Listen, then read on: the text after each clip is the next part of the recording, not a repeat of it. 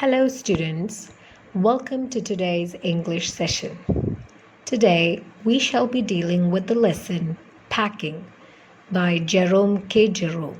The story is an extract taken from Three Men in a Boat by Jerome K. Jerome. It is a story about three friends, Jerome, Harris, and George, who are getting ready to go for a journey. Jerome is the narrator himself and writes about the experience he has while his friends decide to start packing. Further, it takes us on a hilarious ride about three adults who struggle to do a basic thing as packing. The story will take you through the new sense they experience in addition to their dog, Montmorency's contribution.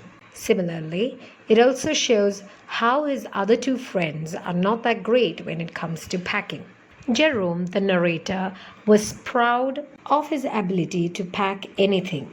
So he told his friends, George and Harris, to leave the packing up to him. To his surprise, they readily agreed to his suggestion. This was not what Jerome intended. His idea was to instruct George and Harris to do the work while he supervised them. He disliked it when people sat idly and did nothing while he did all the work. Jerome was irritated, but he decided to start packing. It took him longer than anticipated, but he finally managed to pack everything. However, just when he was closing the last bag, Harris asked him if he had packed in the boots. Jerome was annoyed.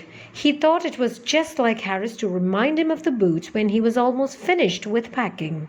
Of course, he had to open the bag and pack the boots inside it.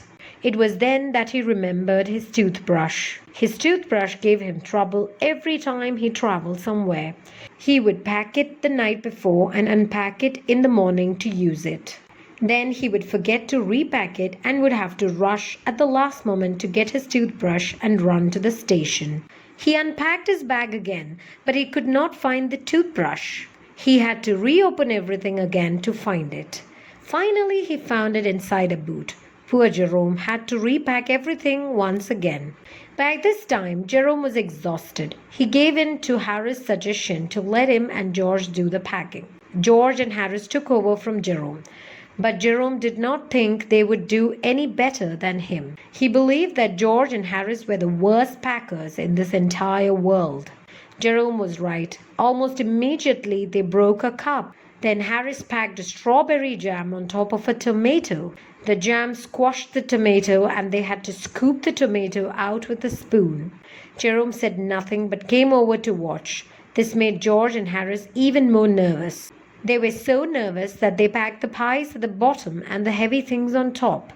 The pies were completely smashed. Then they started packing the butter.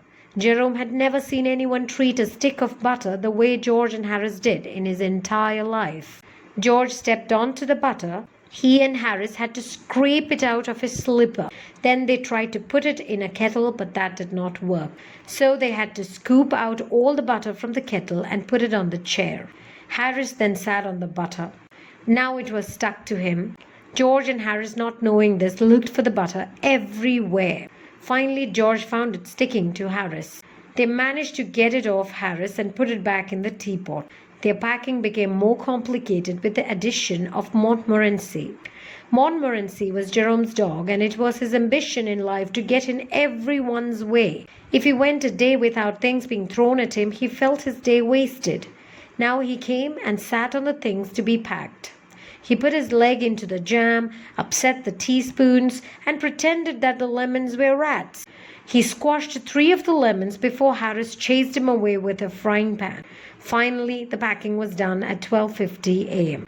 The 3 of them decided to go to bed. George asked them at what time should they wake up. Harris said 7 and Jerome said 6. This led to a debate between the two. In a spirit of compromise, they finally settled on waking up at 6:30. They turned to ask George for his opinion, but he had fallen asleep during the debate. Jerome and Harris placed a bathtub next to him. This way, when he woke up in the morning, he would tumble into it. Finally, Jerome and Harris went to bed as well. With that, we come to the end of today's chapter, where we learn how packing can also be a tedious task if not done correctly. and that life is always better with friends. Thus, we have come to the end of the session. Thank you and have a nice day.